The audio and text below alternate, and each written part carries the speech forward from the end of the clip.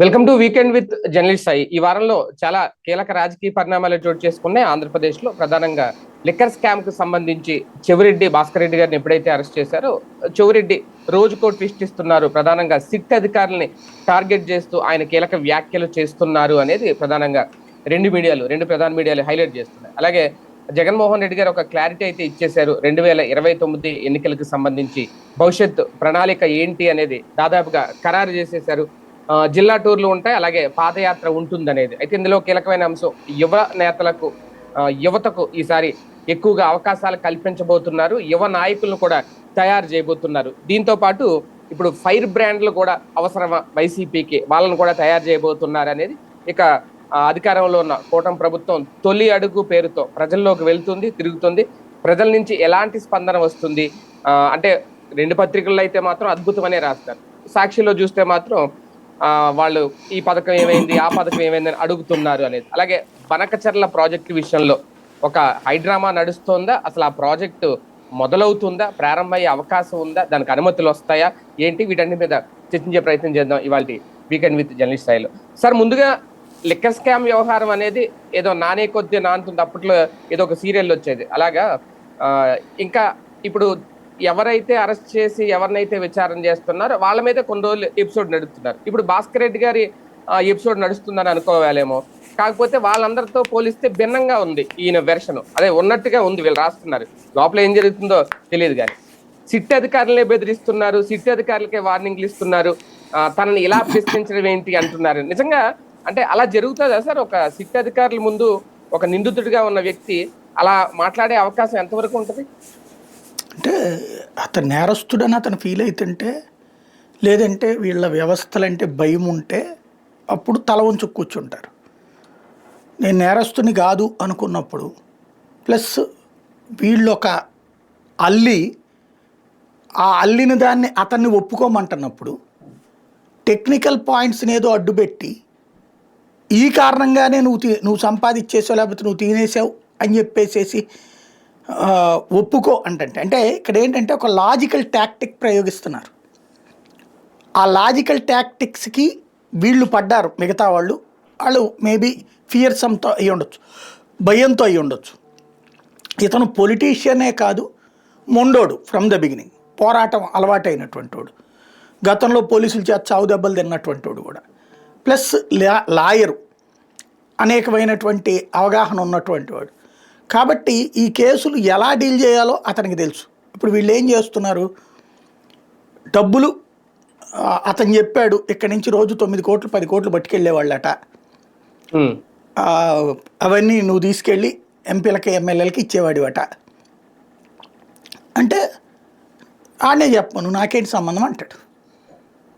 అతను ఎవరో చెప్పిన దాని గురించి నన్ను అడిగితే నేనేం చెప్పాలంటాడు. బేసిక్ కసిరెడ్డి నీకు డబ్బులు ఇచ్చాడంట కదా, చూపించు. కసిరెడ్డి చెప్పాడంటే పిలిపించు. ఎందుకంటే కసిరెడ్డి నేను చెప్పలేదని చెప్పాడు జడ్జి ఎదురుకుండా. వీళ్ళు ఆ కాగితం తీసి చూపెడతారు అతను ఇట్లా అన్నాడని. అతను ఆల్రెడీ మ్యాజిస్ట్రేట్తో చెప్పాడు కదా, నేను అందాన్ని నా వాంగ్మూలం కింద అని చెప్తున్నారు వీళ్ళు అనేసి. దెన్ ఇంకేంటి నువ్వు? ఓకే, మీరందరూ ఏమంటున్నారు, లిక్కరు. నేను మామూలుగా వ్యాపారాలకు సంబంధించి నాది ఉంటే కనుక నేను చెప్తా, నేను లిక్కర్ విషయంలో పొరపాటును కూడా నేను లిక్కర్ వ్యాపారం చెయ్యను. అతనికి ఒక శపథం ఉంది. ఇక్కడ వేరే కేసుల్లోది ఎట్లున్నా ఈ కేసు విషయంలో చెవిరెడ్డి చెప్పే పాయింట్కి ఒక దాన్ని ఏమంటారంటే నైతికత ఉంది. బేసిక్గా వాళ్ళ ఫాదరో లేకపోతే వాళ్ళ ఇంట్లో సంథింగ్ ఈ లిక్కర్ వలన బాగా గొడవలు వచ్చాయి. ఇతను చిన్న వయసు నుంచి కూడా చాలా స్ట్రగుల్ ఫేస్ చేశారు. వీళ్ళ అమ్మ ఇబ్బంది పడటం కానీ వీళ్ళంతా కూడా. వాళ్ళ కుటుంబంలో 2 చనిపోయారు లిక్కర్ వల్ల చిన్నతనంలో.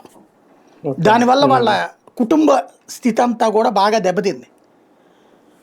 ఆ కారణంగా అతను లిక్కర్ అనేటటువంటిది తీవ్రంగా అసహించుకుంటాడు. సాధారణంగా పొలిటీషియన్లో 99.5% మందికి మద్యం అలవాటు ఉంటుంది. ఇతను కానీ వాళ్ళ అబ్బాయి కానీ మద్యం తాగరు, నెంబర్ 1. రెండోది, లిక్కర్ పంచకుండా ఎలక్షన్ ఉండదు, కానీ ఇతను లిక్కర్ పంచడం. ఎలక్షన్లో 2 సార్లు ఇతను లిక్కర్ పంచలా. ఆ లిక్కర్ బదులు డబ్బులు తీసుకోమంటాడు కానీ లిక్కర్ మాత్రం అని అంటాడు. అతనికి అదొక ఫీలింగ్ అనమాట, లిక్కర్ నాశనం చేస్తుంది అనేటటువంటిది ఒక ఫీలింగ్. అది ఇప్పుడు మామూలుగా ప్రతి చోట కూడా లిక్కర్ బిజినెస్లు పొలిటీషియన్లే తీసుకుంటారు కదా ఇప్పుడు. అవును. జగన్ టైంలో అయితే కుదరలేదు కానీ ఇప్పుడు తీసుకుంటారు కదా. ఇదివరకు 14-19లో అయితే మామూలుగానే ఉన్నాయి కదా, అప్పుడేం తీసుకోవచ్చు కదా. లిక్కర్ వ్యాపారంలో అతను ఏలు పెట్టలా.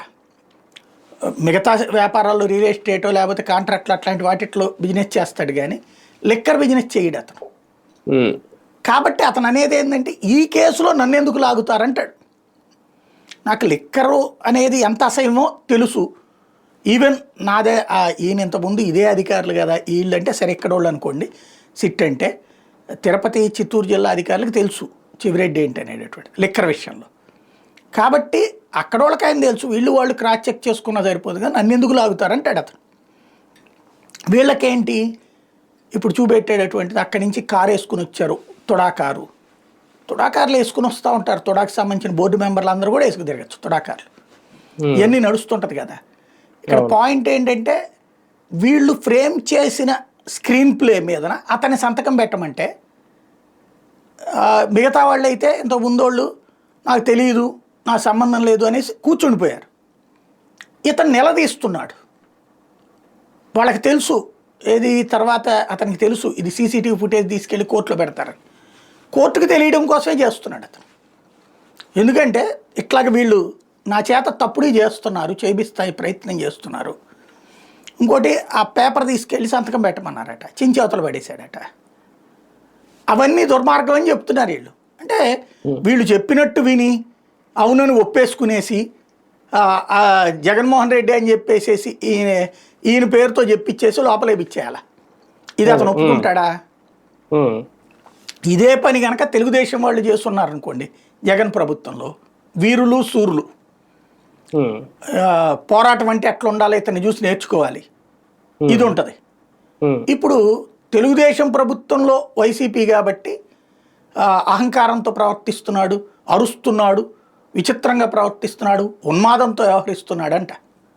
అంటే నీచ జర్నలిజం అనే పదానికి కరెక్ట్ అర్థం అనమాట, అంత మించి ఇంకేం లేదు అక్కడ. ఇది చెవిరెడ్డి భాస్కర్ రెడ్డి గారి వరకు ఆగుతుందా సార్, లేదంటే ఆయన మోహిత్ రెడ్డిని కూడా విచారించబోతున్నారు, ఆయన కూడా పిలుస్తున్నారు, ఆయన ఏదో బెయిల్ కోసం అప్లై చేస్తే అది కూడా అవ్వలేదు, ఆయన కూడా పిలిచే అవకాశం ఉందా? దాంట్లో వాళ్ళు చెప్పారు, దాంట్లో బెయిల్కి సంబంధించినటువంటి ఆర్డర్లో మీరు నోటీస్ ఇచ్చి విచారించుకోవచ్చు, దాంట్లో బెయిల్ అక్కర్లేదు, ఇది యాంటిసిపేటరీ బెయిల్ ఒక్కర్లా, అట్లాగే విచారించుకోండి అంతే అని చెప్పారు దాంట్లో. కాబట్టి అతను పిలిచి విచారించవచ్చు, అంతవరకే. అరెస్ట్ చేసే ఉద్దేశం ఉంటే చేసేసి ఉండేవాళ్ళు. అంటే ఒక సెంటిమెంట్ వెళ్తుందని కొంత భయపడుతుంటారు. తండ్రి కొడుకులు ఇద్దరిని అరెస్ట్ చేస్తే రేపు చంద్రగిరి నియోజకవర్గంలో సెంటిమెంట్కి వెళ్తుంది కదా నెక్స్ట్ ఎలక్షన్స్కి. ఇప్పుడు ఇవన్నీ వీళ్ళు చెప్పారని చెప్పేసి అవతలోడు దొంగలని ఎవరు ఫీల్ అవ్వట్లా. బేసిక్గా ఇవాళ కరప్షన్ అనేటటువంటి దాన్ని సీరియస్గా జనం తీసుకుంటున్నారా అంటే తటస్థుల వరకే చర్చ నడుస్తుంది. ఇవాళ రేపులు చేసినా మర్డర్లు చేసినా సరే మా వాడి మీద అక్రమ కేసు అనే రోజుల్లో ఉన్నది పార్టీ కార్యకర్తల అభిమానులు. జనం దాన్ని ప్రతీకార రాజకీయాలుగా చూస్తున్నారు తప్పించి నిజమైన రాజకీయాలుగా చూడట్లేదు. కాబట్టి అట్లాంటి సందర్భంలో ఇద్దరిని పెడితే కనుక సెంటిమెంటల్ అవుతుంది అన్న ఉద్దేశంతో ఆగుతున్నట్టున్నారు నేను అనుకోవడం. అయితే ఈ విషయంలో అంటే మొన్న మధ్య మాట్లాడారు కానీ ఈ మధ్యనైతే జగన్మోహన్ రెడ్డి గారు మొన్న కూడా పెద్దగా మాట్లాడలేదు. లెక్కర్ విషయాన్ని పూర్తిగా ఆయన లైట్ తీసుకున్నారా? అంతే కదా, ఏం చేయలేరని అర్థమైపోయింది. ఏ రోజు అయితే ప్రతిసారి పట్టుకొస్తున్న వాళ్ళందరి మీద ఒక స్క్రీన్ ప్లే తయారు చేస్తున్నారో అదేది పనికిరాదని తెలిపోయింది. ఇప్పుడు కూడా ఏంది ఫైనల్గా ఏంది తేల్చారు, చెవిరెడ్డి 250 కోట్లు పనిచేశాడు అవన్నీ. అంటే అక్కడ వసూలు చేయడం అయిపోయింది, పనిచేయడం అయిపోయింది. మళ్ళీ వాళ్ళ సంస్థలో పెట్టుబడులు పెట్టడం అయిపోయింది, వాళ్ళతో ఎక్కడెక్కడో పెట్టుబడులు పెట్టడం అయిపోయింది. ఓ సహజ సిద్ధమైన సంఘటనలు దీనికి లింక్ చేస్తూ పత్రికలు లేదా వాళ్ళ అనుకూల టీవీ ఛానళ్ళు వాళ్ళే ఎఫ్ఐఆర్ కట్టేశారు, వాళ్ళే ఛార్జ్ షీట్ వేసేసారు, వాళ్ళే జ్యుడిషియల్ ప్రివ్యూ చేసేసారు, ఆ పైన వాళ్ళే తీర్పిచ్చేశారు, వాళ్ళే శిక్ష కూడా వేసేసారు. కాబట్టి ఇంకా ఈ కేసులో అధికంగా మాట్లాడడం కూడా దండగా. దమ్ముంటే జగన్ అరెస్ట్ చేయాలి కదా, కింగ్ పిన్ అని చెప్పి సొలి కబురు ఎందుకు, తీసుకెళ్ళి బొక్కలోది జగన్ని, అప్పుడు తేలుతుంది. ఇప్పుడు వీళ్ళందరితో వచ్చేటప్పటికి ఏమైపోతుందంటే కింద మ్యాజిస్ట్రేట్ లెవెల్లో వీళ్ళు ఇచ్చేస్తున్నారు రిమాండ్లు. జగన్ విషయంలో అట్లాగే ఇవ్వమనండి రిమాండ్, లేకపోతే హైకోర్టులోను చూద్దాం. అప్పుడు అసలు లెక్క అంతా తీస్తారు, టోటల్గా వాళ్ళు అడుగుతారు ఏంది కథ అనేసి. అక్కడ అసలు పాయింట్ వస్తుంది. అంతకుముందేమో ప్రభుత్వం చేతిలో ఉండి ప్రైవేట్ చేతిలో ఉన్న దాన్ని ప్రభుత్వం దానిలోకి వస్తే డబ్బులు ఎవడెత్తున్నాడు అన్నటువంటి పాయింట్ దగ్గరకు వస్తుంది. అందుకనే అక్కడ జగన్ జోలికి పోవట్లేదు ఇక్కడ. అంటే ఒక రకంగా ప్రస్తుతానికి ఆధారాలు సేకరించే పనిలో అయితేనే ఉంది సిట్టింగ్ ఈ విషయంలో.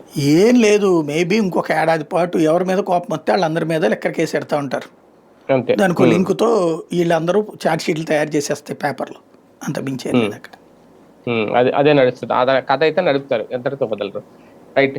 జగన్మోహన్ రెడ్డి గారు ఒక క్లారిటీ ఇచ్చేసారా సార్? 2029 భవిష్యత్ కార్యాచరణ ఎలా వెళ్ళాలి ప్రజల్లోకి, ఆ ప్రణాళిక రెడీ అయిపోయిందా, ఇంకా ఏమన్నా తయారు చేయాల్సింది ఉందా? అంటే బేసిక్గా చివరిలో దానికి ఒక ఊపు తెప్పించుకునేటటువంటి ప్రయత్నం చేశారు. ఇంకోటి కార్యకర్తలు యాక్టివ్గా ఉండేటటువంటి ప్రయత్నం. మేబీ రేపు నెలలో నుంచినేమో కార్యకర్తలతో కూడా ప్రజా దర్బార్ లాంటిది ఏదో కూడా పెడతారట, కార్యకర్తలు కానీ జనాలతో కానీ. అవి కూడా నడవబోతున్నాయి. జగన్ చేసిన తప్పు సరిదిద్దుకునే ప్రయత్నం చేస్తున్నాడు. కార్యకర్తలతో మీ జగన్ అన్న అనే కార్యక్రమం ఉంటుందని ఎప్పుడూ అనౌన్స్ చేశారు ఆయన, కానీ మళ్ళీ ఇప్పుడు ఆ మాట రావట్లేదు, మరి ఎందుకు? అదొక 2 రోజులు పబ్లిక్తో ప్రజా దర్బార్, ఒక 4 రోజులు 3 రోజులు ఏదో నడపడానికి ప్లాన్ చేస్తున్నారని చెప్తున్నారు అనమాట. తర్వాత జిల్లా టూర్లు, పాదయాత్ర సంగతి అంతే. సార్, ఇక్కడ ఈసారి యువ నాయకులను తయారు చేయబోతున్నారా జగన్మోహన్ రెడ్డి గారు? మొన్న యువ విభజన నాయకులు మాట్లాడడం ఇవన్నీ అట్లేం లేదు, అన్ని విభాగాలని చెప్తా ఉంటారు. ప్రతి విభాగం మీకు అవకాశాలు ఇస్తానని చెప్తారు. దాన్ని మనం కొంచెం ఎక్కువగా ఎక్స్పెక్ట్ చేస్తారు అంతే. దాంట్లో ప్రత్యేకించి ఏముండదు. ఆల్రెడీ తన దగ్గర ఉన్న వాళ్ళల్లో మ్యాక్సిమం యువకులే ఉంటారు. వృద్ధుల సంఖ్య తక్కువ కదా దాంట్లో. మీరు చూడండి, ఎక్కడో పెద్దిరెడ్డి రామచంద్రరెడ్డి, బొత్స సత్యనారాయణ ఇట్లాంటి వాళ్ళు తప్పించి మిగతా వాళ్ళు వయసు పరంగా చూస్తే పెద్దగా వయసు ఉన్నోళ్ళు కాదు కదా. ఈయన వయసు ఈయన రేంజ్లో వయసే కదా. ఇప్పుడు సురేష్ కావచ్చు, లేకపోతే నందిగం సురేష, లేకపోతే ఆదిమూలపు సురేష, వీళ్ళందరూ ఈయన ఏజోళ్లే కదా. శైలజ అంటే కానీ అధికారం కోల్పోయిన తర్వాత కొంతమంది వెళ్ళిపోవాల్సిన వాళ్ళు వెళ్ళిపోయారు, చాలా మంది సైలెంట్ గా ఉన్నారు, చూద్దాంలే దగ్గరికి వచ్చిన తర్వాత అన్నట్టుగా. యాక్టివ్ గా ఉన్న వాళ్ళు కూడా తక్కువ మంది ఉన్నారు. ఇలాంటి పైగా రేపు నియోజకవర్గాలు కూడా పెరుగుతాయి అంటున్నారు. అంటే అవసరం ఎక్కువ నాయకులను చేయాల్సిన అవసరం వచ్చిందా? అంటే ఇక్కడ రాజకీయాలు ఎప్పుడు తయారు చేయడం, పార్టీలు తయారు చేయడం ఎప్పుడు కుదరదండి. అది బేసిక్గా పబ్లిక్లోకి తిరిగే కసి ఉన్నటువంటి వాడిని ఎంపిక చేసుకోవడం మీద ఆధారపడి ఉంటుంది. డబ్బులు చూసి ఎంపిక చేస్తారా, పలుకుబడి చూసి ఎంపిక చేస్తారా, లేకపోతే వారసత్వాలను చూసి ఎంపిక చేస్తారా అనేది ఇక్కడ కీ పాయింట్. తెలుగుదేశం వారసత్వాలను ఎంపిక చేసింది, వైసీపీ మొన్నటిసారి వారసత్వాలకు ప్రయారిటీ ఇచ్చింది. తెలుగుదేశం గతకాలపు 2019 ఎలక్షన్స్లో వారసత్వాలు ఫెయిల్ అయినాయి, 2024లో సక్సెస్ అయినాయి. జగన్కి వచ్చేటప్పటికి వైఎస్ఆర్ కాంగ్రెస్ పార్టీ వాళ్ళు వారసత్వాలు ఫెయిల్ అయినాయి ఇక్కడ మొన్నటిసారి. మరి నెక్స్ట్ ట్రిప్ వాళ్ళే మూవ్ అవ్వచ్చు. అక్కడ వాళ్ళతో పాటుగా మరికొంతమంది యంగ్స్టర్స్ కూడా, అంటే ఈ వారసత్వాలు అనేటటువంటి పాయింట్ ఒక్కటే కాకుండా యంగ్స్టర్స్ కూడా ఎంకరేజ్ చేస్తానని చెప్పే ప్రయత్నం చేస్తున్నాడు. అంటే కొత్త వాళ్ళకి బాగా అవకాశం వస్తుందేమో చూడాలి. అంటే మాట చెప్పాడు, ఇంత ముందైతే అట్లా ఇచ్చిన ఎక్స్పీరియన్స్ ఉంది అతనికి. మైలవరం కావచ్చు, లేకపోతే నందిగం సురేష్ లాంటి వాడికి ఇచ్చింది కావచ్చు. ఆ అమ్మాయి ఇప్పుడు సింగనమాల అక్కడ జరిగినటువంటి కావచ్చు, చాలా చోట్ల ఇచ్చారు. ఈవెన్ ఇప్పుడు అరకు ఎంపీ వీళ్ళు కూడా కొత్త వాళ్ళే కదా, ఇట్లాంటి చాలా మందికి ఇచ్చారు కొత్త వాళ్ళకి. ఇంకా ఇవ్వచ్చు, నువ్వు కొత్త వాళ్ళని తయారు చేసుకుంటే బెటర్. కానీ ఇప్పుడున్న పరిస్థితుల్లో అది ఏమన్నా ఒక ప్రయోగం అవుతుందా? ఆల్రెడీ అతను ప్రయోగాలు చేస్తూనే ఉన్నాడు. క్రిందటిసారి ప్రయోగం ఫెయిల్ అయ్యింది, 2019లో ప్రయోగం సక్సెస్ అయ్యింది, 24లో ఫెయిల్ అయ్యింది. మళ్ళీ ప్రయోగాలు అయితే చేయక తప్పదు కదా. ఇప్పుడు ఇతనేమి వారసత్వ పార్టీ కాదు కదా, సొంత పార్టీ. ఇప్పుడు చంద్రబాబు గారిది అంటే అది 40 ఏళ్ళ నుంచి 45 ఏళ్ళ నుంచి ఆ పార్టీ ఉంది, 82 నుంచి ఉంది ఆ పార్టీ, తెలుగుదేశం పార్టీ. కాబట్టి ఆ తర్వాత వాళ్ళ నాయకుల పిల్లలు ఇట్లాంటి లెక్క ఉంది. ఇది కొత్త పార్టీ కదా, ఈయనకి అప్పుడే వారసులు ఇప్పుడే కదా వస్తుంది బేసిక్గా. కొంత టైం తీసుకుంటుంది కాబట్టి ఈ లోపు తనదైనటువంటి ముద్ర పడేటటువంటిది ఒకటి ఆలోచిస్తుంటాడు. ఇప్పుడు లైక్ బాలినేని లాంటి వాళ్ళు, లేకపోతే స్వామినేని ఉదయభాన్ లాంటి వాళ్ళకి ఎంత అవకాశాలు ఇచ్చినా చివరికి దెబ్బ కొట్టారు టైం అయిపోయిన తర్వాత. అట్లాంటి వాళ్ళని నమ్ముకునే కంటే కూడా యంగ్స్టర్స్ అయినప్పుడు మాట వింటారు. ఇప్పుడు చూడండి, తెలుగుదేశంలో చంద్రబాబు గారు ఏం చెప్తే అది గీత దాటకుండా ఉన్నారు మంత్రులు కానీ ఎమ్మెల్యేలు కానీ. సరే లోపల నియోజకవర్గాలు కొట్టుకుంటున్నారు కానీ పార్టీ పరంగా ఇబ్బంది పెట్టరు. ఎందుకని అనేక మంది కొత్త వాళ్ళు ఉన్నారు అక్కడ. ఆ కొత్త వాళ్ళు ఉన్నప్పుడు వాళ్ళు ఏంటంటే విధేయతతో ఉంటారు, ఎందుకంటే వాళ్ళకి ఎక్స్పీరియన్స్ కూడా ఉండదు కదా, నేర్చుకుంటూ ఉంటారు వాళ్ళు. ఆల్రెడీ అనుభవం ఉన్నటువంటి వాడికి లోపాలు తెలిసిపోతాయి. కొత్తగా వచ్చేవాడికి ఏదో చెయ్యాలన్న తాపన ఉంటుంది, ఆ హడావిడిలో ఉంటారు. అది అవసరం ఆయనకి. అవును. నియోజకవర్గాలు పెరగడం అనేది వైసీపీ వరకు కలిసి వచ్చే అంశమా సార్ అది, లేదంటే ఇప్పుడు నాయకుల లోపం ఉంటే అది రేపు పొద్దున్న మైనస్ అవుతుందా? లేదు, వైసీపీకి పెద్ద థ్రెట్ అండి అది. ఎందుకంటే నియోజకవర్గాల పునర్విభజన తర్వాత రిజర్వేషన్స్ ఉంటాయి, మహిళా రిజర్వేషను, తర్వాత ఎస్సీ ఎస్టీ రిజర్వేషన్, సీట్లు మార్చడం, ఇవన్నీ. ఇది గతంలో తన తండ్రి చేసిన గేమ్ ఇప్పుడు తన మీద పడచ్చు. ఎందుకంటే రాజశేఖర రెడ్డి సీఎంగా ఉన్నప్పుడు 2009లో ఇట్లా నియోజకవర్గాల పునర్విభజన తర్వాతనే జరిగినాయి. అప్పుడు అంతకుముందు మీకు ఐడియా ఉంటే తెనాలి పార్లమెంట్ స్థానం నుంచి రోసే గెలిచాడు. 2009 తర్వాత తెనాలి పార్లమెంట్ స్థానమే లేదు, తీసేశారు పార్లమెంట్ స్థానం. అట్లాగా కొన్ని పోతే కొన్ని వస్తాయి. అట్లాగే అప్పట్లో ఏం చేశారు, 2 కేంద్రంలో కాంగ్రెసే, రాష్ట్రంలో కూడా కాంగ్రెసే కదా. నియోజకవర్గాల పునర్విభజన రాష్ట్ర ప్రభుత్వం ఇష్టం వచ్చినట్టు చేసుకోగలిగింది. కావాలని చెప్పి ఏదైతే తెలుగుదేశం వాళ్ళు స్ట్రాంగ్గా ఉన్నటువంటి సీట్లు, ఇప్పుడు పత్తిపాడు కమ్మ సామాజిక వర్గం బలంగా ఉండేటటువంటి సీటు, దాన్ని తీసుకెళ్ళి ఎస్సీ రిజర్వ్ చేశారు. Nandigama Telugu Desam party strong seat, Kamma సామాజిక వర్గం స్ట్రాంగ్ సీటు, దాన్ని ఎస్సీ రిజర్వ్ చేశారు. అంటే అది ఓటర్లను బట్టి ఉండదా సార్, జనాభా ప్రాతిపదికన ఆ కులం ఓట్ల దాన్ని బట్టి ఉండదా? మన అట్లా ఉండదు. రిజర్వేషన్ లెక్కలు ప్రభుత్వం అంటే ఆ ఏరియాలో ఎంత పర్సంటేజ్ ఉంటే సరిపోతుంది. అవును, ఇప్పుడు దాదాపుగా అన్ని అట్లాగే ఉన్నాయి అనుకోండి, ప్రభుత్వం చూస్ చేసుకోవడం. అక్కడ ఏ లాటర్ని తీసామని చెప్తుంది, ఎవడు అడిగొచ్చాడు అక్కడ, ఎక్కడ చూసుకున్నా ఓసీ ఓట్లు అయితే తక్కువే ఉంటాయి. ఇప్పుడు నందిగామ ఓసీ ఓట్లు ఎక్కువ ఉంటాయి ఎస్సీ ఓట్ల కంటే కూడా, నాకు తెలిసి. అంటే నేననేది పై వీటిట్లలో టోటల్ ఓట్లలో ఎస్సీ ఓట్లు, బీసీ ఓట్లు ఎక్కువ ఉంటాయి. నియోజకవర్గంలో కూడా బీసీ ఓట్లు ఎక్కువ ఉంటాయి.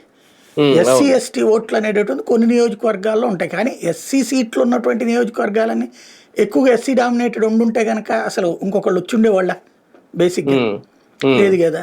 ఇప్పుడు అక్కడ కథ ఏంటంటే క్రిందటిసారి అట్లా నందిగామ, పత్తిపాడు ఇట్లా అనేక సీట్లు చేసుకొచ్చారు. ఈసారి అదే దెబ్బ వీళ్ళ మీద వేస్తారు, ఎందుకంటే 2 చోట్ల కూటమి ప్రభుత్వమే ఉంది. ఇప్పుడు ఫర్ ఎగ్జాంపుల్ పులివెందుల్ని ఎస్సీ రిజర్వ్ చేశాడు అనుకోండి, ఏం చేయాలి జగన్? వేరేతో ఎత్తుకోవాల్సిందేగా. అట్లాగే కదా దేవినేని రమణ తమ్ముడైనటువంటి దేవినేని ఉమ నందిగామ నుంచి మైలవరంకి వెళ్లాల్సి వచ్చింది. సుదీర్ఘకాలం పాటు వాళ్ళ కుటుంబం నందిగామ నియోజకవర్గం గెలుస్తూ వచ్చింది. వసంత కృష్ణ ప్రసాద్ని ఓడిస్తూ వచ్చేది, వసంత కృష్ణ ప్రసాద్ వాళ్ళ నాన్న వసంత నాగేశ్వరరావుని ఓడిస్తూ వచ్చాడు దేవినేని రమణ. అట్లాంటి చోట్లన అది కాస్త ఎస్సీ రిజర్వ్డ్ అయిపోయింది 2009 నుంచి. అప్పటి నుంచి బయట ఎత్తుక్కోవాల్సి వస్తుంది. అట్లాంటి పరిస్థితులు ఉంటాయి బేసిక్గా. అది ఫేస్ చేయడానికి ఇప్పుడు మేబీ నేను అనుకోవడం పెద్దిరెడ్డి రామచంద్రారెడ్డి, జగన్మోహన్ రెడ్డి, తర్వాత ఇట్లాగా వీళ్ళకి బలమైన నాయకులు ఎవరైతే ఉంటారో ఆ నియోజకవర్గాల్ని మార్చచ్చు. రెండవది, ఇప్పుడు రాజశేఖర్ రెడ్డి ఒక పెద్ద గిఫ్ట్ ఇచ్చాడు ఎంఐఎంకి ఆ రోజుల్లో.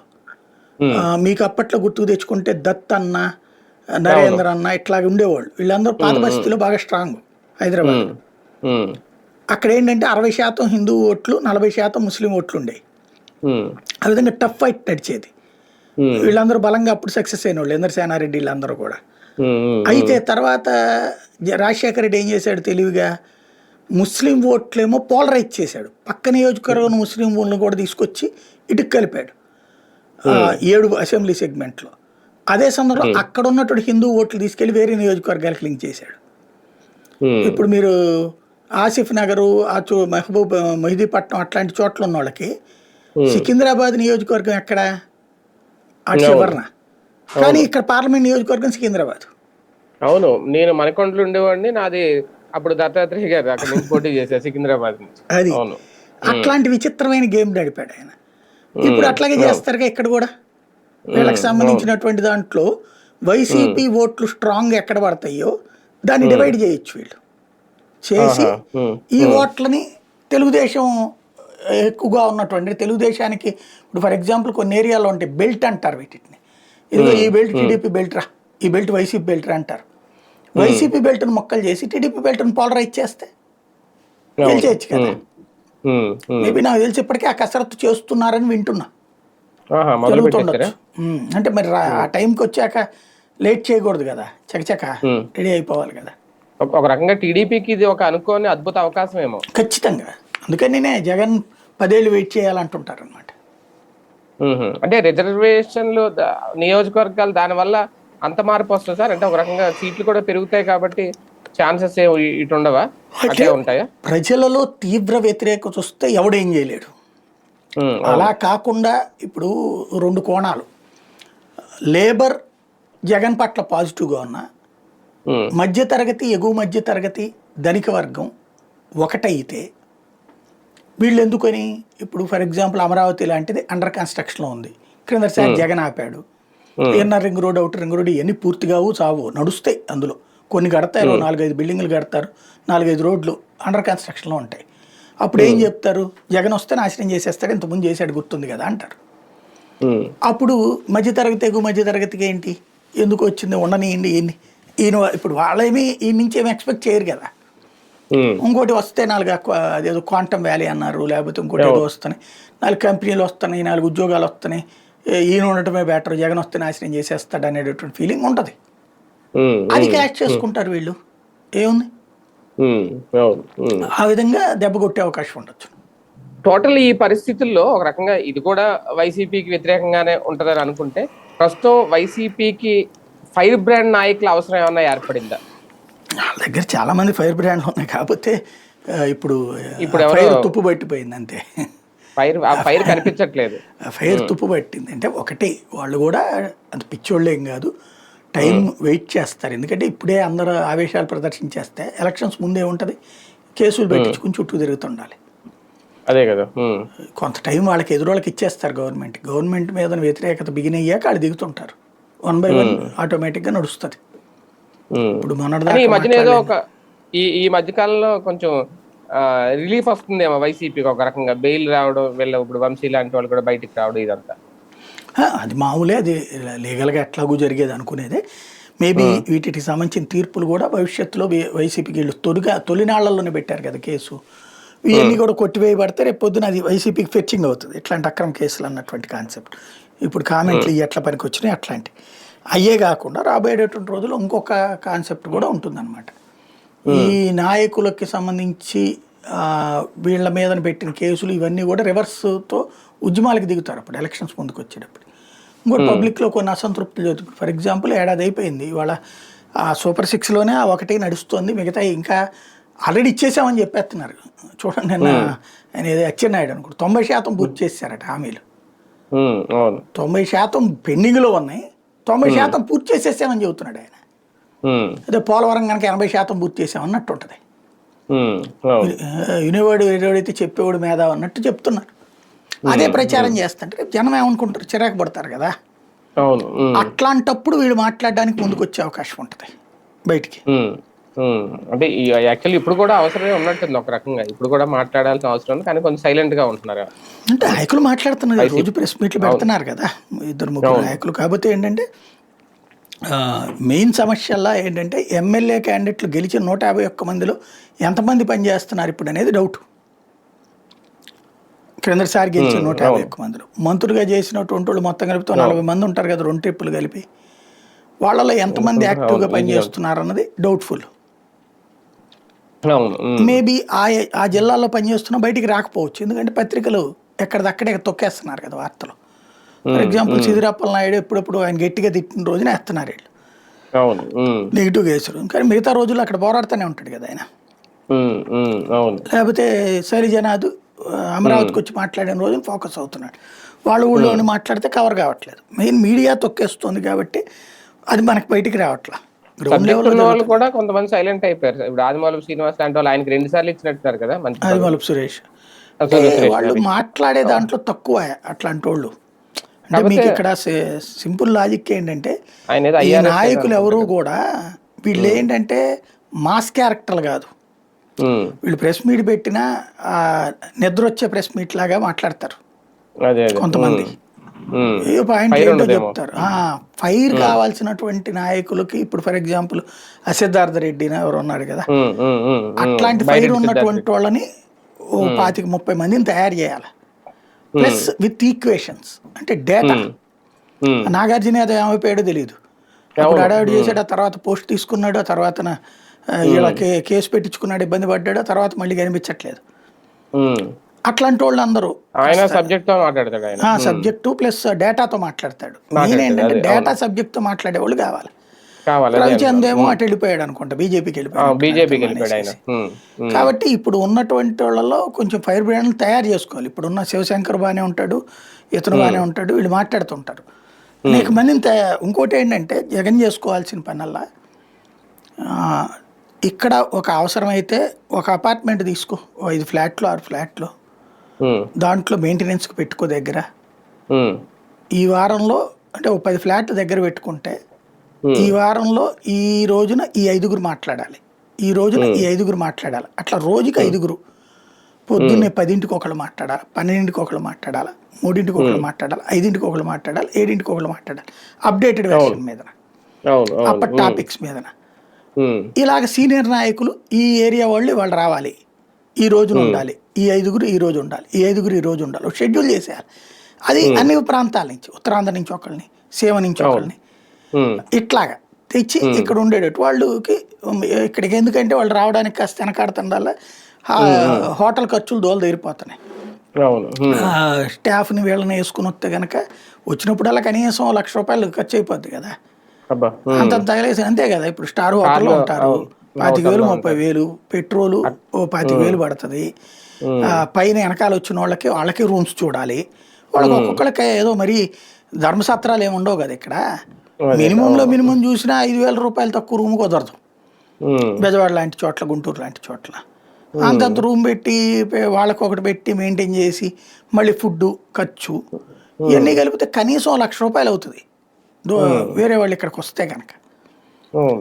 అలా కాకుండా ఇక్కడ రూమ్స్ వీళ్ళు ఇచ్చారనుకోండి, ఫుడ్ వీళ్ళు ఏర్పాటు చేశారనుకోండి, మంచి చెఫ్లని అది పెట్టేసేసి, అప్పుడు వాళ్ళు వచ్చి ఉండటానికి ప్రాబ్లం లేదు. దాంతోపాటు ఆ మనుషులు కూడా ఉంటారు, వాళ్ళకి ఒక రూమ్లో 2 ఫ్లాట్లు ఇస్తే వాళ్ళు పడుకుంటారు, డ్రైవర్లు స్టాఫ్ వీళ్ళు వచ్చేసేసి. ఎప్పటికప్పుడు అది క్లీన్ చేసుకోవడానికి జస్ట్ లైక్ హోటల్ టైప్ అనుకోవాలి, హోటల్ మెయింటైన్ చేస్తున్నాం అనుకోవాలి. అప్పుడు ఎప్పుడు నిరంతరం ఉంటారు. అది ఒక సిస్టమ్ చేసుకోవాలి వీళ్ళు, చేసుకుంటారు లేదా అన్నది వాళ్ళ ఇష్టం. కొన్ని గెస్ట్ హౌస్ ఉన్నట్టునే లేదు తాడేపల్లి, ఎక్కడ వైసీపీ నాయకులు అంటే నాయకులకు ఉన్నాయి, ఆ నాయకులు వాడుకుంటారు కానీ అందరికీ ఇవ్వరు కదా. అందరికీ ఎవరు ఇప్పుడు టీడీపీకి ఆ ప్రాబ్లం లేదు. టీడీపీలో అలాంటి మెయింటెనెన్స్ అంతా జాగ్రత్తగా అబ్జర్వ్ చేస్తారు అన్నమాట వాళ్ళు. రూములతో సహా హోటల్లో రూములు కూడా తీసేసుకుని ఉంచుతారు వాళ్ళే, అయ్యో ఇచ్చుకుంటుంటారు అనమాట అక్కడ. సార్ ఒక రకంగా అంటే ఇందాక నేను రేట్ చేసిన పాయింటే, ఈ మధ్యన లీగల్ గా కాస్తంత బెటర్ అనిపించుకుంటుందా వైసీపీ ఈ మధ్యన, ఈ బెయిల్ రావడం, బయటికి రావడం.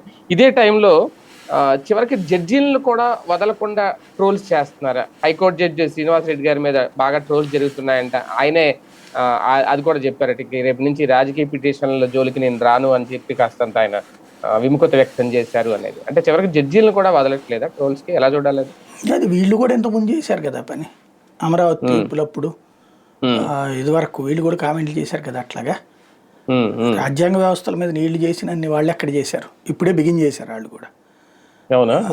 ఇదివరకు కూడా వాళ్ళు కూడా చేశారు, వాళ్ళు ఏదో అప్పుడు మళ్ళీ స్టేలు వచ్చిన టైంలో వీళ్ళు తిడతా కూడా చేసినటువంటివి ఉన్నాయి. బేసిక్గా ఒకటి న్యాయమూర్తులు వాళ్ళు ఆలోచించాల్సింది ఏంటంటే, ఇప్పుడు ఇదివరకు జడ్జీల మీద కామెంట్స్ వచ్చినప్పుడు వాళ్ళు తిరగబడి పోరాడారు కానీ డ్రాప్ అయిపోలేదు కదా.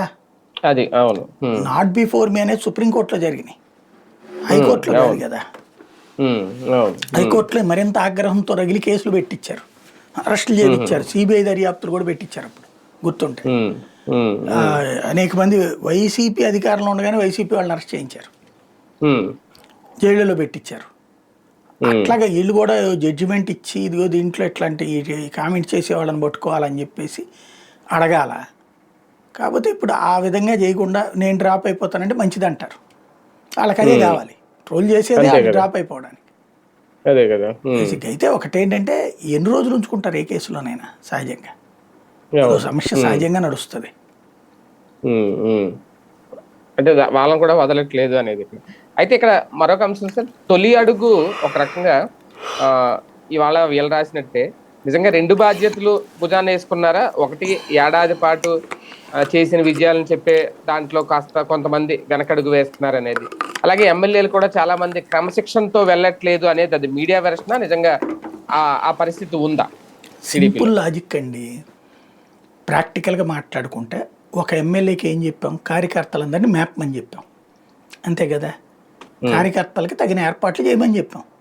దానికి నువ్వు ఇసుక వాడుకుంటావా, మందు వాడుకుంటావా ఇప్పుడని కాదు, మామూలుగా రెగ్యులర్గా కార్యకర్తల బాధ్యతలు అంతా ఎమ్మెల్యేలు చూసుకోమని చెప్పాం. కార్యకర్తకి ఏం కావాలా, పైసలు కావాలా. పైసలు ఎక్కడి నుంచి వస్తాయి, తప్పుడు పనులు చేస్తే వస్తాయి. సెటిల్మెంట్ చేయించడమా, లేకపోతే ప్యాకెట్ క్లబ్లు ఆడిపించడమా, మద్యం బెల్ట్ షాపులు పెట్టించడమా, ఇసుక అక్రమంగా అమ్ముకోవడమా, మైనింగ్ అక్రమంగా చేసుకోవడమా, ఇట్లాంటివి చేస్తుంటే 4 రూపాయలు వస్తాయి. వాళ్ళని బెదిరించి పరిశ్రమల వాళ్ళని బెదిరించడమా, ఇట్లాంటివి. ఇది చేసినప్పుడు నెగిటివ్ కాకుండా ఎట్టుంటారు జనం? ఇది ఆపడానికి ఎమ్మెల్యే చేతిలో ఉందా? ఎమ్మెల్యేకు నువ్వే అప్పచెప్తావు కదా డ్యూటీ. ప్లస్ ఎమ్మెల్యేకి ఏం చెప్తున్నారు, ఇంత నీ దగ్గర హయ్యెస్ట్ ఎవరు ఖర్చు పెట్టుకోగలరో వాడికి టికెట్ ఇస్తున్నారు వీళ్ళు. మరి అట్లాంటప్పుడు ఎమ్మెల్యే ఏం చేయాలి? ఇప్పుడు ముందు సంపాదించుకోవాలి కదా. ఇవాళ ఒక ఎమ్మెల్యే రోజుకి 500 లారీలు ఇసుకండి, ఇసుక ఉన్న ఏరియాల్లో చెప్తున్నా, రోజుకి 500 లారీలు ఇసుక. లారీ ఖర్చు ఎంత? లారీ ఎంతకు అమ్ముతున్నారు? 50,000కి అమ్ముతున్నారు. 50,000 దాకా వెళ్ళిపోయింది లారీ. 40,000 నుంచి 50,000 లారీ. అప్పుడు 30-40 అన్నారు అప్పుడు. లారీ నేను అంటోంది. మన ఏరియాలో అమ్మితే 40-30, పక్క రాష్ట్రాలకు కూడా అమ్ముతున్నారు కదా. పోనీ 30 వేసుకుందాం. దీంట్లో ఎమ్మెల్యే ఖర్చే ఉంది, నాకు అర్థం కాల. ఇసుక ఆడుంది, తవ్వుకుంటున్నారు. అదేది ప్రొక్లైనర్ ఎమ్మెల్యే మనుషులే మెయింటైన్ చేస్తారు. ఒక 2,000 3,000 ఆ ఎమ్మెల్యే మనుషులు సంపాదించుకుంటారు ఆ ప్రొక్లైనర్తో పోసినందుకు. దాంట్లో 5,000 అంట లారీలో పోసినందుకు వాళ్ళకి ఇవ్వాల్సిన డబ్బులు. ఇది తీసుకెళ్ళి ఎక్కడో అమ్ముకుంటారు వాళ్ళు. 25,000 ఒక లారీకి. ఇప్పుడు మీరు చెప్పినట్టు 25,000. మామూలుగా నేను విన్నదైతే కనుక 50,000 లెక్కనైతే కనుక 45,000 మిగిలినట్టే కదా ఓ లారీకి. 100 లారీలు వేసుకోండి, ఎంత వచ్చింది రోజుకి? మంది పైసా పెట్టుబడి లేకుండా, మద్యం దుకాణాలు పైసా పెట్టుబడి లేకుండా కమిషన్ వస్తుందా? మైనింగ్ పైసా పెట్టుబడి లేకుండా 10% 20% బాగుతున్నారా?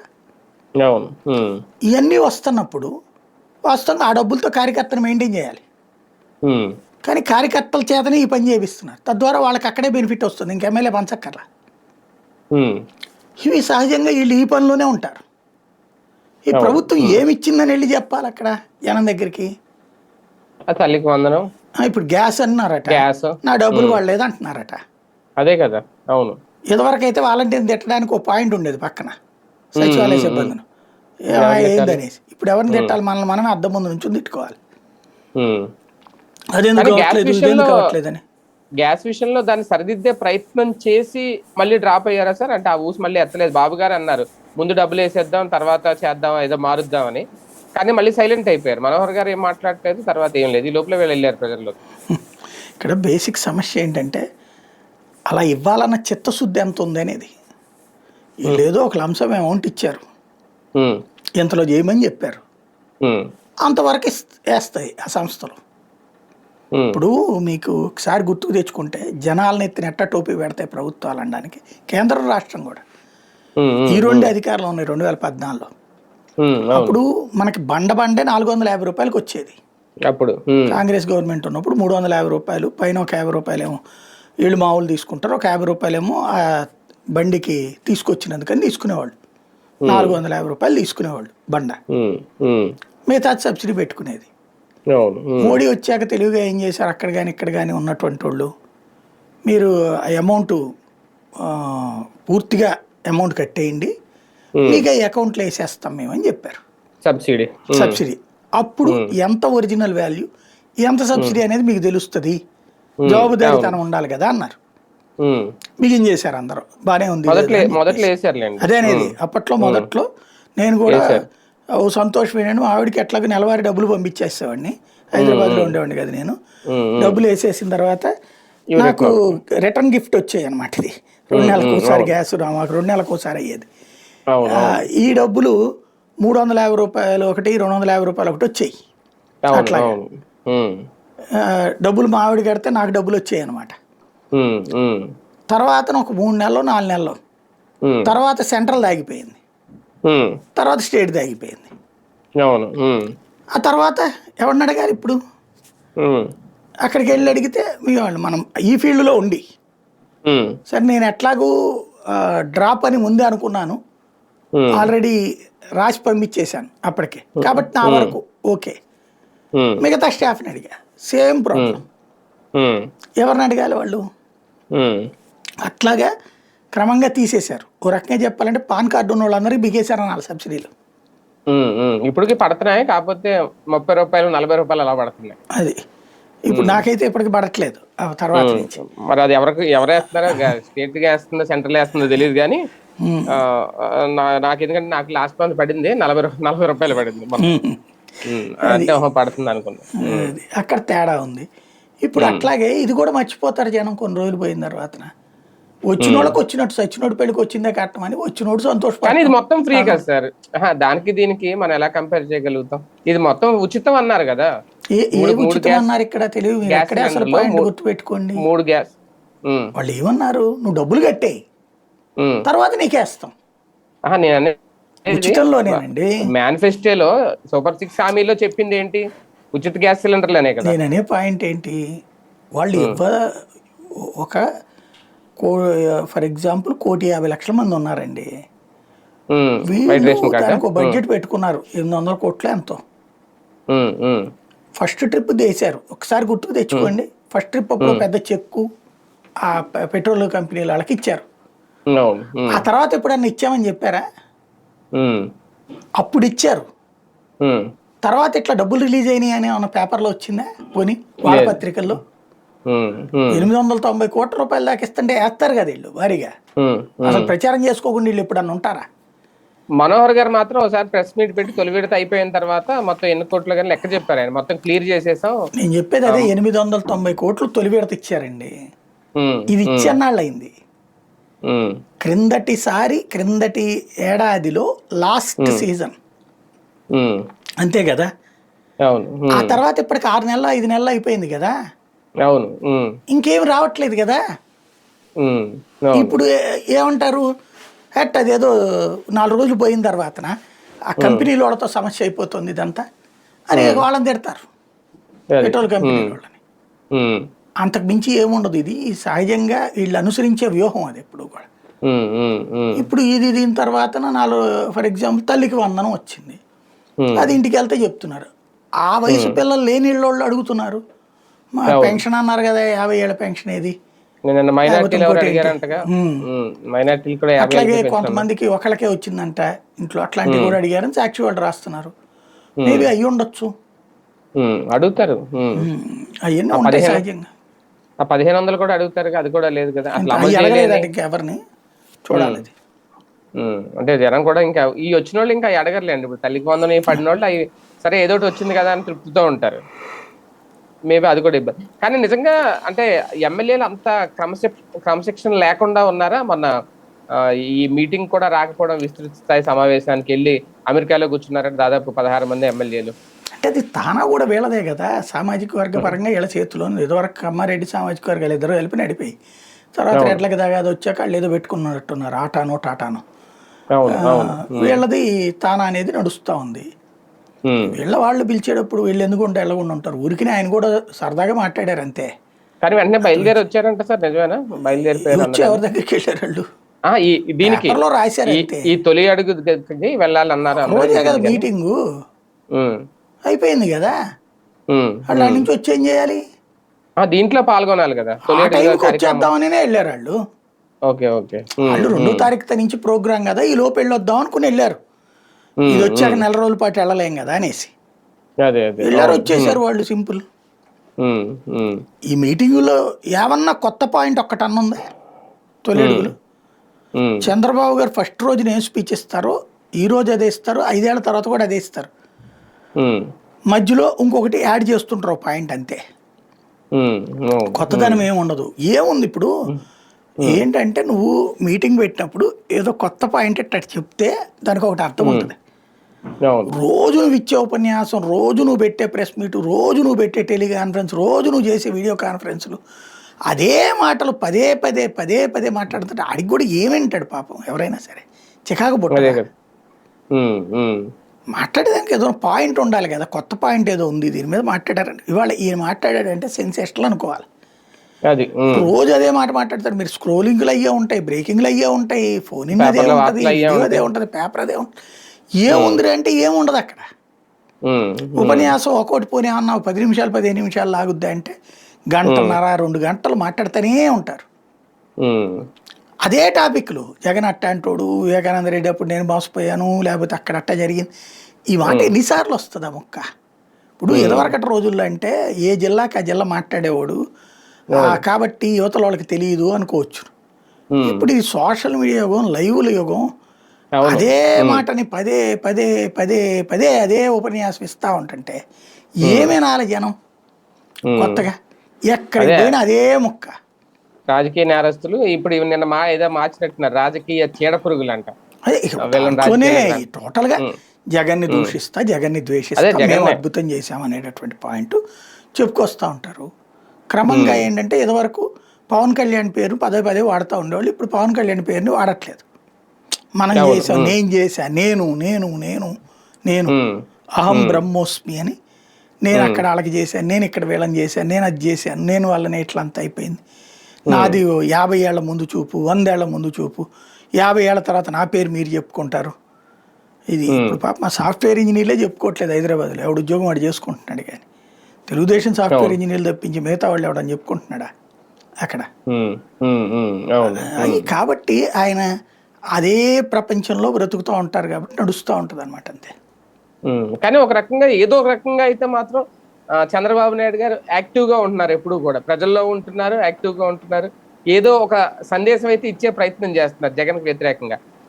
ఇలాంటిది జగన్మోహన్ రెడ్డి గారు 5 ఏళ్లలో చేయలేకపోవడం అనేది కూడా ఒక రకంగా ఆయన ఆలోచించుకోవాల్సా, ఒకసారి ఆత్మపరిశీలన చేసుకోవాలా? అనవసరమేమో అనుకుంటా. ఎందుకంటే అంతకుముందు చంద్రబాబు గారు 5 ఏళ్ళు ఇట్టగా తిట్టిపోశారు జగన్ని, మరి ఓడిపోయారు కదా. జగన్ నెలకోసారి తిట్టేవాడు చంద్రబాబుని ప్రోగ్రామ్స్ అప్పుడు, అయినా ఓడిపోయాడు కదా. కాబట్టి గెలుపోవటంకి ఇది ప్రభావితం అవుతుందని నేను అనుకోను. కాకపోతే ఏంటంటే అంటే నాయకుడు మనతో ఉన్నాడనే ఫీలింగ్ రాదా ప్రజలకి? దాంట్లో ఏముందని మనతో ఉండటానికి? ఇప్పుడు ఈయన వెళ్తున్నారు, కలుస్తున్నారు, ఓకే, ఆ కార్యక్రమాల గురించి ఉపన్యాసాలు పనికిరావు. జనాలలో విషయంలో చంద్రబాబుని కొట్టేవాడు ఎవడు లేడు. జగన్ అతి పెద్ద ఫెయిల్యూర్ అదే. జనంలో తిరిగిన జగన్ ఇంటికి పరిమితం కావడం, ఎప్పుడు జనంలోనే ఉండటం చంద్రబాబుకి. ఆయనేమో జనాలకి దూరం అవ్వడం, ఆయనకి మైనస్, ఈయనకి ఫెచ్చింగ్. ఆ విషయంలో నో డౌట్. ఆ విషయంలో చంద్రబాబుని కొట్టేవాడు ఎవడు లేడు. అంటే పోటీకి రాడు ఆయన ఆ విషయంలో. అవును అవును. అంటే ఓపిక ఆ వయసులో కూడా అలా తిరగడం, జగన్ వీళ్ళందరూ అలా ఉండి కూడా ఆయన సైలెంట్ గా ఉండడం, ఓన్లీ ఏదో సచివాలయానికే పరిమితం అవడం అనేది. అప్పుడు ఇప్పుడు ఏమైనా రేపొద్దున మళ్ళీ అధికారం ఇస్తే ఈ తీరాన్న మార్చుకోవాల్సిన అవసరం ఉంటుందా జగన్? చూడాలి. ఇప్పుడు ఒక్కొక్కళ్ళది ఒక్కొక్క స్టైల్. కేసీఆర్ పెద్దగా తిరగల, తిరగకుండానే మళ్ళీ గెలిచాడు, అప్పుడు తిరగకుండానే ఓడాడు. అది ఇప్పుడు రేవంత్ విపరీతంగా తిరుగుతున్నాడు. మరి నెక్స్ట్ వచ్చే రిజల్ట్ని బట్టి చూడాలి ఏంటనేది. తిరుగుతే వేస్తారా, కూర్చుంటే వేస్తారా అనేది. సార్, ఒక రకంగా బనకచర్ల ప్రాజెక్టుకి అసలు క్లియరెన్స్ వచ్చే అవకాశం ఉందా? నాకు తెలిసి రాష్ట్ర ప్రభుత్వ ప్రాజెక్ట్ అయితే బనకచర్ల క్లియరెన్స్ రాదండి. కేంద్ర ప్రాజెక్ట్ అయితే వస్తుంది. కేంద్ర ప్రాజెక్ట్ ఎప్పట్లో అవ్వకపోవచ్చు. భవిష్యత్తులో తెలుగుదేశం పార్టీ దెబ్బతిని వైఎస్ఆర్ కాంగ్రెస్ పార్టీ ఓడిపోయి తెలుగుదేశం ఇంకోసారి అధికారంలోకి వచ్చి ఆ తర్వాత తెలుగుదేశం డౌన్ ప్లే అయ్యి ఏ జనసేన బీజేపీనో లేకపోతే భారతీయ జనతా పార్టీ అధికారంలోకి వస్తే అప్పుడు ఏమన్నా రావడం కోసం అది ఏమన్నా మాట్లాడతారేమో, కానీ ఇప్పుడు కాకపోవచ్చు. ఇక్కడ 2 కోణాలు ఉంది. పొలిటికల్ కోణంలో చూస్తే కూటమి ప్రభుత్వం అక్కడ అధికారంలో ఉంది, ఇక్కడ అదే సమయంలో తెలంగాణలో వచ్చేటప్పుడు కాంగ్రెస్ అధికారంలో ఉంది. ఇప్పుడు బనకచర్లకు అబ్జెక్షన్ చేసేటటువంటి చోట అధికారంలోకి బీజేపీ రావాలనుకుంటుంది. ఇక్కడ ఇచ్చేస్తే అక్కడ అడ్డం కదా, మైనస్ చేయడానికి ఉపయోగపడుతుంది కదా. కాబట్టి ఇవ్వకపోవచ్చు, నెంబర్ 1. రెండోది, అన్నిటికంటే ఫీజిబిలిటీ స్టడీ అది లేదు ఇక్కడ. ఊహాజనిత స్టడీనే ఉంది ప్రస్తుతానికి. ఇక్కడి నుంచి అక్కడికి ఎత్తిపోతలేద్దాం, అక్కడి నుంచి అక్కడ పోసేద్దాం, అక్కడి నుంచి అట్ట పోసేద్దాం. ఇవన్నీ ఏంటంటే మనమైనా చెప్పుకోవచ్చు. కృష్ణా నది ఏందిరా బెదవాడ పక్క నుంచి వెళ్తుంటాడు, పల్నాడుకి తిప్పకూడదా కాలువ, లేకపోతే నూజివీడికి తిప్పకూడదా కాలువ అని మనం కూడా మాట్లాడుకోవచ్చు. అదే. ఇప్పుడు పులివెందు పులి చింతలు ఉంది, చింతలో నల్గొండ నుండి జగ్గపేట బార్డర్స్ ఉంటుంది. జగ్గపేట మళ్ళీ మెట్ట ఏరియా, దానికి నీళ్ళు ఉండవు. మరి ఆడి నుంచి ఒక కాలువలు తీసేసాడు, జగ్గపేట విస్సనపేట అది ఉంది కదా నూజివీడు, ఆ రూట్కి అంతా నీళ్ళు ఇచ్చారనుకోండి, అద్భుతం కదా. ఎందుకు ఇవ్వట్లేదు? మామూలుగా మాట్లాడుకునేటప్పుడు ఏమైనా మాట్లాడుకోవచ్చు, ప్రాక్టికల్ లెక్క వచ్చేటప్పుడు దాని ఖర్చు దాని లెక్క చూసుకున్నప్పుడు కొండలు తవ్వి ఇదంతా చేసే టెక్నాలజీ మన దగ్గర ల్యాప్సెస్ ఉంది. ఆ మధ్యన జగన్మోహన్ రెడ్డి వచ్చాక మిషన్ ఏదో తెప్పించేపిచ్చారు, మిషన్ మధ్యలో స్టక్ అయిపోయింది. అది మళ్ళీ తీయడానికి ₹1,00,00,000, చివరికి అది వదిలేసుకోవాల్సి వచ్చింది సొరంగం దగ్గర. అట్టడి చాలా వస్తాయి విషయాలు. అంత ముందు 80,000 కోట్లు, 1,00,000 కోట్లు చేతిలో పెట్టుకోరు. ఇక్కడ అమరావతికే 2-3 లక్షల కోట్లు కావాలా, పోలవరానికో 50,000 కోట్లు కావాలా, మళ్ళీ దీనికో ₹1,00,000 కోట్ల అంటే ఎవడిస్తారు, ఎక్కడి నుంచి వస్తాయి? అందులో అది జాతీయ ప్రాజెక్ట్ ఇచ్చి ఒకే రాష్ట్రానికి 2 జాతీయ ప్రాజెక్టులు ఇస్తా కేంద్రం. కాబట్టి అంత సులభం కాదు. అది రాష్ట్రం అమలు చేయగలిగితే ఓకే, రాష్ట్రం అమలు చేయలేదు. కేసీఆర్ అంత దమ్ము ధైర్యం ఉన్నాడు, ఇక్కడ ఎవరు లేరు. అప్పు తెచ్చైనా సరే ప్రాజెక్టు మీద కాన్సన్ట్రేట్ చేశాడు, జనానికి పంపించే డబ్బుల గురించి కాదు చేసింది ఆయన. కానీ ఒకటి సార్, బనకచర్ల విషయంలో మొదటి నుంచి ఈయన అధికారంలో రాగానే మొదలెట్టారు చంద్రబాబు నాయుడు గారు. ఒక సరైన క్లారిటీ లేకుండా ముందే అనుమతుల కోసం వెళ్ళిపోయారా, అంటే ఒక ముందే డిపిఆర్ పట్టుకుని రెడీ అయిపోయారా? అందుకని ఇప్పుడు జలసంఘం నుంచి ఇన్ని ప్రశ్నలు అడిగించుకోవాల్సి వస్తుంది. అసలు వరద జలాలు, నీటి జలాలు ఎలా లెక్కేస్తారు, ఎలా అనుమతులు ఇస్తారు, ఇవన్నీ మళ్ళీ క్లారిటీ ఇవ్వండి అంటూ లేఖ రాయడం, అంటే వీళ్ళ దగ్గర సరైన స్పష్టత లేదా? ప్రచార ఆర్భాటం కోసం వ్యవహరిస్తున్నాం తప్పించి ప్రాక్టికల్గా నిజాయితీగా చేయాలని అనుకోలేదు. తెలుసు మనకి చంద్రబాబు గారి జీవితంలో ఆయన ముఖ్యమంత్రిగా ఏ ప్రాజెక్ట్ పూర్తి చేశారు? ఒక్కటంటే ఒక్కటి, అంటే లేకుండానే 81,000 కోట్లు లెక్కేసేసారు ముందే. మరి ఆయన జీవితంలో ఒక ఇరిగేషన్ ప్రాజెక్ట్ పూర్తి చేసింది ఏది అని అడుగుతున్నా నేను. ఏం కనబడదు. అదేమంటారు, పట్టిసీమ అంటారు, ప్రాజెక్ట్ కాదని అదే రాసి ఇచ్చారు. పట్టిసీమ ఎత్తిపోతల ప్రాజెక్ట్ కాదు. పట్టిసీమతో పాటు అక్కడ ఇంకో దానికి కూడా తాడిపుడుకో దేనికో కూడా ఎత్తిపోతల ద్వారా నీళ్లు పోస్తున్నారు. అవి ప్రాజెక్టులు అవ్వవు. ప్రాజెక్ట్ అనేటటువంటిది ఒక నిర్దిష్టమైనటువంటి సిస్టంతో నడవాలి. పులిచింతల్ని ప్రాజెక్ట్ అంటాం, శ్రీశైలంలో ప్రాజెక్ట్ అంటాం, నాగార్జున సాగర్ ప్రాజెక్ట్ అంటాం, పోలవరాన్ని ప్రాజెక్ట్ అంతే తప్పించి ఎత్తిపోసేదాన్ని ప్రాజెక్ట్ అనం కదా. పోతిరెడ్డి పాడు ఎత్తిపోతల అంటాం. ఇది బనకచెర్ల ఎత్తిపోతలు అవ్వాలా, లేదా బనకచెర్ల ప్రాజెక్ట్ అవ్వాలా? ఎత్తిపోతలతో కూడిన ప్రాజెక్ట్ అంటున్నారు. దానికి 1,00,000 ఉంటాయి అనుమతులు. అవన్నీ వాళ్ళకి తెలియనంత అమాయకులేం కాదు, జరుగుతాయా జరగదు అనేది. ఇక్కడ వీళ్ళిద్దరూ మేబీ కూడబలుక్కుని చేస్తున్నట్టుంది. రేవంత్ ప్రశ్నిస్తాడు, చంద్రబాబు వ్యతిరేకిస్తాడు. రేవంత్ ఆపుతున్నట్టు నటిస్తాడు, ఇక్కడ చంద్రబాబు నాయుడు లేదు మేము ముందుకు తీసుకెళ్తున్నట్టు నటిస్తారు. ఆలు లేదు చూలు లేదు అల్లుడు పేరు సోమలింగం అన్నట్టు, అదేదో ఆంధ్రాలో కట్టేశారు బనకచెర్ల అన్నట్టు అక్కడ ప్రచారం చేస్తున్నారు తెలంగాణలో రేవంత్ను బీఆర్ఎస్ వీళ్ళందరూ కలిసి. ఇక్కడ ఏం కట్టకపోయినా సరే నాకు పేరు వస్తుంది కదా అని చెప్పేసి నేను చాలా మంచివాడిని, తెలంగాణ నేను ఎప్పుడు ఇబ్బంది పెట్టలేదు అని చెప్పుకొస్తున్నారు. అంతే తప్పించి ఎడగట్టారో మేము కనీసం పునాది కూడా చావలేదు, మీరేంది ఇంత రచ్చ అని చెప్పి అడగాలి కదా. లేదు అంటే అది కావాలని చేస్తున్నట్టు, ఏమి చేయకపోయినా ఈయన చేసేసినట్టు క్రెడిట్ వాళ్ళు ఇద్దరిస్తున్నారు, కాంగ్రెస్ బీఆర్ఎస్. ఏదో చేసేసినట్టుగా వాళ్ళు బిల్డప్ చేస్తున్నారు. అది ఈయనకి పోయేదేం లేదు కదా, నష్టమేం లేదు కదా, అందుకని సైలెంట్ కూర్చున్నారు. అది లాజిక్ ఇక్కడ. సార్ ఒకటి, కూటమి ప్రభుత్వం వచ్చిన తర్వాత రైతులను పూర్తిగా గాలికి వదిలేశారా, లేదు ఇప్పుడు మొన్న మిర్చి రైతుల దగ్గరికి వెళ్ళారు జగన్మోహన్ రెడ్డి గారు, తర్వాత పొగాకు రైతులకి, ఇప్పుడు రేపు చిత్తూరు మామిడి రైతులను పరామర్శించడానికి వెళ్తున్నారు. వెళ్ళి ముందు ఒక ప్రకటన చేస్తారు, మొన్న మిర్చి రైతుల విషయంలో అదే చేశారు, ఇప్పుడు మళ్ళీ మామిడి రైతుల విషయంలో కూడా ఇవాళ అదే చేశారు, లేదు మేము 4 రూపాయలకి ఎక్కువ కొంటున్నాం అనేది. అంటే ఏంటి ఇది, స్ట్రాటజీయా? జగన్ గారు వెళ్తుంటే గుర్తొస్తుందా? రైతుల విషయంలో ఒక నిర్లక్ష్యమా, నిర్లిప్తత, ఎలా చూడాలి? అంటే ప్రాక్టికల్గా రైతులకి సంబంధించిన దాంట్లో వీళ్ళు చేయగలిగింది కాదు. ఇక్కడ ఏమవుతున్నదంటే కంపారిజను కనీస మద్దతు ధర కంటే ఎక్కువ కొనిపించాలి, ఇది కామన్ థింగ్. అది చేయించడంలో విఫలమయ్యారు వీళ్ళు. కొన్నిట్లో కనీస మద్దతు ధర కంటే ఎక్కువే వస్తుంది, కానీ క్రిందటి ఏడాదితో కంపేర్ చేస్తున్నారు అక్కడ. ఇది రైతులకు సంబంధించినటువంటి ప్రాబ్లం. ఖచ్చితంగా గిట్టుబాటు ధర వేరు, మద్దతు ధర వేరు. అవును. మద్దతు ధర అంటే ఏంటి? మీరు 100 రూపాయలు ఖర్చు పెట్టారు, ఉమ్, 80 రూపాయల వరకు మీకు ఇప్పించడానికి మద్దతు ధర. అంటే ఉమ్, నష్టపోకుండా ఓ రకంగా బ్రేక్ ఈవెన్ కూడా కాదు, ఓ రూపాయి తగ్గినా పర్లేదులే అనుకునేటటువంటి అది లాభాలు ఏమి ఉండవు, అలాగా లాభాలు ఏముండవు. లాభాలు రావు. అదే గిట్టుబాటు ధర అంటే ఏంటి? మీకు 100 రూపాయలు ఖర్చు అయింది ప్రొడక్షన్కి, 130 రూపాయలు 140 రూపాయలు కనీసం 110 రూపాయలు ఇస్తే అది గిట్టుబాటు ధర అంటారు. ఇప్పుడు ఇక్కడ గిట్టుబాటు ధర ఎక్కడన్నా ఎవరికైనా వచ్చిందా? లేదు. మద్దతు ధర కొన్ని చోట్ల ఇచ్చాము, కొన్ని చోట్ల ఇవ్వలేదు అంటున్నారు. ఇచ్చేసామన్నదే ఎక్కువ చెప్తున్నారు చంద్రబాబు గారు, ఇవ్వలేదు అన్నటువంటిది క్లియర్గా కనబడుతుంది ఎదురుగుండా. పొగాకు రైతులు గొల్లుమంటుండే, మామిడి రైతులు గొల్లుమంటుండే, అదేది ఆక్వా రైతులు విలవిల్లాడుతుండే, ఆ, వరి అమ్మినటువంటి రైతులు ఇబ్బంది పడుతుండే. ఎవరు సంతోషంగా ఉన్నారు అంటే నేను సంతోషంగా ఉన్నాను అనేటటువంటి, నేను సంతోషంగా ఉన్నాను కాబట్టి అదేదో అంటారు కదా, ఆ కళ్ళతో ఎదురోళ్ళు చూస్తే వాళ్ళు కూడా సంతోషంగా ఉన్నట్టే కనబడుతుంది. అది ప్రస్తుతం నడుస్తుంది. అది కానీ ఒకటి సార్, ఈ వారంలో ఒక రకంగా భారతీయ జనతా పార్టీ తీసుకున్న నిర్ణయం అంటే మళ్ళీ పురంధేశ్వరి గారినే కొనసాగిస్తారు అనుకుంటున్న టైంలో మాధవ్ గారికి అవకాశం ఇవ్వడం, భారతీయ జనతా పార్టీ కూటమికి కానీ ఆంధ్రప్రదేశ్ రాష్ట్ర బీజేపీ నాయకులకు కానీ ఈ మధ్య కాలంలో జరుగుతున్న ఎంపికలు చూస్తుంటే ఇస్తున్న సంకేతం ఏంటి? Very clear. పార్టీని నమ్ముకున్నటువంటి వాళ్ళకి పదవులు ఇస్తోంది.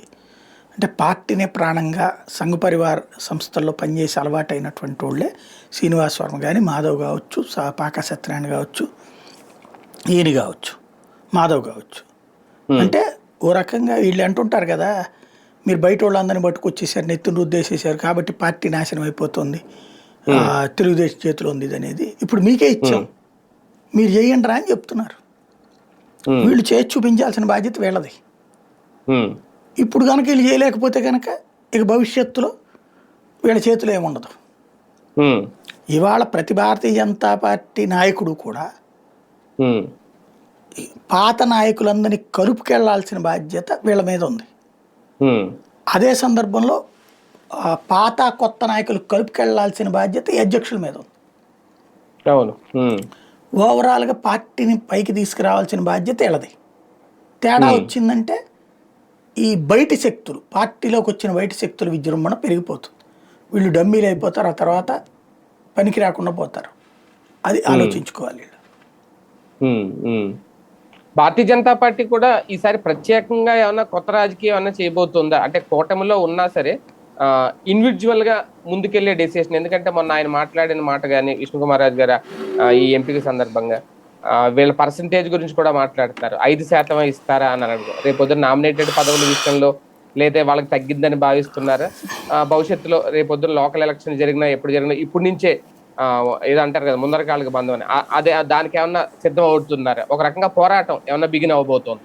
పోరాటాలు ఉండదు, పాడు ఉండదు. విష్ణుకుమార్ రాజు ఎప్పుడు పోరాడాలి, కానీ ఇదొక దాన్ని ఏమంటారు, బార్గెనింగ్ టాక్టిక్స్ అనమాట. ఇప్పటి నుంచి మాట అంటే రేపు మాధవ్కి ఒక ఛాయిస్ వస్తే, మా వాళ్ళు తింటున్నారు కదా సార్, మీరు బాగా ఇబ్బంది పెట్టేస్తున్నారు కాబట్టి ఇంకొంచెం ఇవ్వాల్సిందే మాకు అని అడగడానికి ఓ బార్గెన్ టాక్టిక్స్ పనికి వస్తుంది. అంతకు మించి దేనికి పనికిరాదు ఇది. అంటే బీజేపీ ఇండివిజువల్ గా ఎదగాలని అనుకునే సంకేతం ఏం కాదా ఇది? ఆంధ్రప్రదేశ్ లేదు, అంత సీన్ ఏం లేదు. అంటే బీజేపీ ఎదగాలని కోరుకుంటున్నాడు. బీజేపీని ఎదిగిచ్చే బాధ్యత ఈ పాత తరానికి అప్పచెప్పారు. ఇప్పుడు చేయడమా కాదా అన్నది వాళ్ళు చూపించుకోవాలి, ప్రూవ్ చేసుకోవాలి. ఇప్పుడు అంతే. ఒక రకంగా కసరత్తు మొదలవుద్దేమో ఇక నుంచి. అంతే. అంటే పురంధేశ్వరి గారి టైంలో చూడండి, ఇప్పుడు మాధవ్ గారి టైంలో ఏమన్నా చూస్తామా బీజేపీకి సంబంధించి? చూడాలి, మనం ఏమి అనడానికి వీల్లేదు. జరుగుయే పరిణామాలను బట్టి జనమే డిసైడ్ అవుతారు. నాయకత్వ లక్షణాలు ఉన్నాయి ఇవన్నీ కూడా. అదే అదే ఒక రకంగా ఈ టైంలో ఆయనకి ఏమన్నా ఇది ఒక కత్తి మీద సాము అవుతుందా సార్ పదవి, అధ్యక్ష పదవి? మాధవ్ గారికి కూడా స్థానిక ఎన్నికలు అనేటటువంటి అటు రామచంద్రరావు కానీ ఇటు ఈయనకి కానీ ఓ పెద్ద పరీక్ష. ఎందుకంటే ఇక్కడ ఈయనేమో బార్గెనింగ్ చేసి తీసుకోవాలి సీట్లు, ప్లస్ అక్కడ అభ్యర్థులను రెడీ చేసుకోవాలి. ఇప్పుడు అభ్యర్థుల పరంగా చూస్తే బీజేపీకి ఎవరు కనబడరు. అట్లాంటి వాళ్ళని కన్విన్స్ చేసుకోవడం అంటే కొంత టఫ్ ఫైటే ఉంటుంది. ఏం చేస్తారో చూడాలి. అదే కదా, రైట్. చూద్దాం మొత్తానికి భారతీయ జనతా పార్టీ ఏ విధంగా ముందుకెళ్తోంది అనేది. ఎందుకంటే అధ్యక్షుడిని మార్చిన తర్వాత ఆంధ్రప్రదేశ్ రాజకీయాల్లో భారీ మార్పులు రాబోతాయి. ఇంకా 4 ఏళ్ళ టైం ఉంది. అందుకే ఎప్పటి నుంచే ఒక ప్రణాళిక సిద్ధం చేసుకుంటుందా అనేది. మరోపక్క ప్రతిపక్షంలో ఉన్న వైఎస్ఆర్సీపీ కూడా సిద్ధం అవుతుంది. జగన్మోహన్ రెడ్డి గారు రెడీ అవుతున్నారు. ముందు కార్యకర్తలతో, ముందు చెప్పినట్టుగా మీ జగన్ అన్న కార్యకర్త, మీ జగన్ ఆ కార్యక్రమం, తర్వాత జిల్లా టూర్లు, తర్వాత పాదయాత్ర కూడా సిద్ధం అవుతున్నారు అనేది ఆయనే ఒక క్లారిటీ అయితే ఇచ్చారు. ఏం జరగబోతోంది, ఎలా ముందుకు వెళ్ళబోతున్నారు, ఆంధ్రప్రదేశ్ రాజకీయాలు ఏ విధంగా ఉండబోతున్నాయి వేచి చూద్దాం. ఇది వాళ్ళ వీకెండ్ విత్ జర్నలిస్ట్.